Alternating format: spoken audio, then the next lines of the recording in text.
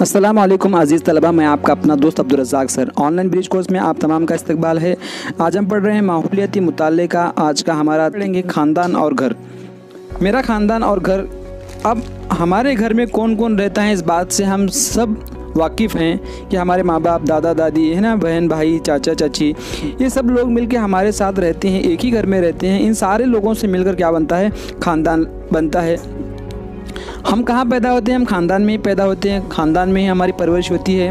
माँ बाप हमें छोटे से बड़ा करते हैं, हर तरह से हमारा ख्याल रखते हैं, है ना। ख़ानदान में हमें हर तरह से तहफ़्फ़ुज़ मिलता है, यानी हमें हर तरह से तहफ़्फ़ुज़, हमारी हिफाजत होती है, चाहे वो ग़िज़ा की हो, फिर लिबास की हो, या रहन सहन की हो। तमाम ज़रूरतें हमारी इंसान की कहाँ पूरी होती है? हमारे घर में, हमारे ख़ानदान में पूरी होती हैं। और इसके अलावा ख़ानदान के दीगर लोग भी हमारी देखभाल करते हैं, जैसे अपने दादा दादी हो या फिर अपने पास पड़ोस वाले हो। ये सारे लोग हमें मदद करते हैं। इन सारे लोगों से मिलकर ही क्या बनता है? ख़ानदान बनता है। और मुसीबत के वक्त एक दूसरे के काम आते हैं। जब हम बीमार होते हैं, बीमारी की हालत में होते हैं, तो हमारे वालिदैन क्या करते हैं? ख़ास तौर पर हमारा देखभाल करते हैं, हमारे ख्याल करते हैं। ये सारी चीज़ें हमें कहाँ मिलती हैं? हमारे ख़ानदान में मिलती है। इसलिए हमें ख़ानदान की बहुत ज़रूरत है। अब ख़ानदान भी दो तरह के होते हैं, एक छोटा ख़ानदान और एक बड़ा ख़ानदान।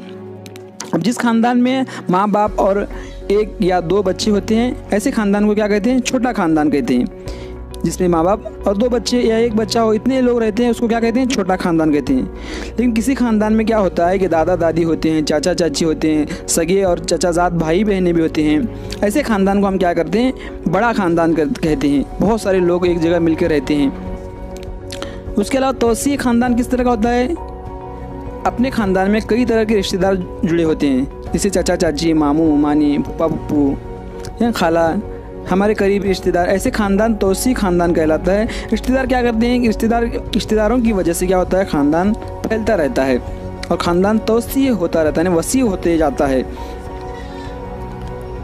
ये सब लोग अपने घर में नहीं रहते, आप अपने अपने घरों में रहते हैं, सब एक जगह नहीं रहते, लेकिन सारे वक्त मौके में क्या होते हैं? एक दूसरे से मिलते रहते हैं। जब हमारे घर में कोई फंक्शन होता है या फिर कोई त्यौहार होता है ईद का, तो सारे लोग एक जगह जमा होते हैं। अब देखिए, एक मैं आपको सामने जो स्लाइड आ रही है, जो दिखाया जा रहा है, इसमें आपको बताया जा रहा है कि किस तरह का जो है ख़ानदान तौसी होता है, वसी हो जाता है। सबसे पहले देखिए, ऊपर दादा और दादी। सबसे पहले हमारे घर पे कौन था? दादा दादी। दादा और दादी को दो बच्चे हुए या फिर तीन बच्चे हुए, जिसके भी जो दादा हुए, आपको ये डायग्राम बनाना है, या आपको शजर बनाना है कि आपके घर में कौन कौन रहता है। सबसे पहले चाचा थे और वालिद थे और आपकी फुप्पू थी। फिर चाचा की शादी हुई, चाचा चाची दो बने। फिर वालिद और वालदा ने, अब्बा और अम्मी दो बने और एक फुप्पी रही। अगर फुप्पू की शादी हुई थी, फुप्पा और फुप्पी दो लोग हो गए।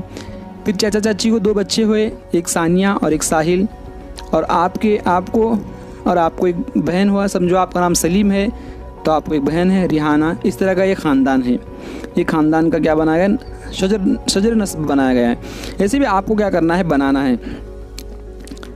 आपके जो घर में कौन कौन रहता है, आपके घर में जो रहने वाले अफराद हैं, उन अफराद में आपको क्या करना है? आपको ऐसा शजर बनाना है, एक डायग्राम बनाना है। इसमें आपके घर में रहने वाले कौन कौन हैं, ये आपको बताना है।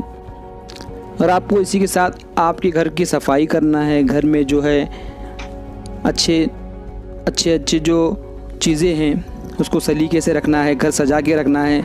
जब सामान अगर बिखरा हुआ है तो उसको एक जगह पर सही तरीके से रखना है। आपके घर को सजाना है। इससे क्या होगा? आपके घर जो है अच्छे दिखेंगे। मैं उम्मीद करता हूँ कि आपको ये वीडियो समझ आया होगा। अगर वीडियो समझ आया तो प्लीज़ लाइक कीजिए, दोस्तों में शेयर कीजिए, चैनल को सब्सक्राइब करना ना भूलिए। अब देखिए, आपके सामने जो सवालात आपको दिए जा रहे हैं, सवालात के जवाब आपको लिखना है और व्हाट्सएप ग्रुप पे शेयर करना है। जैसे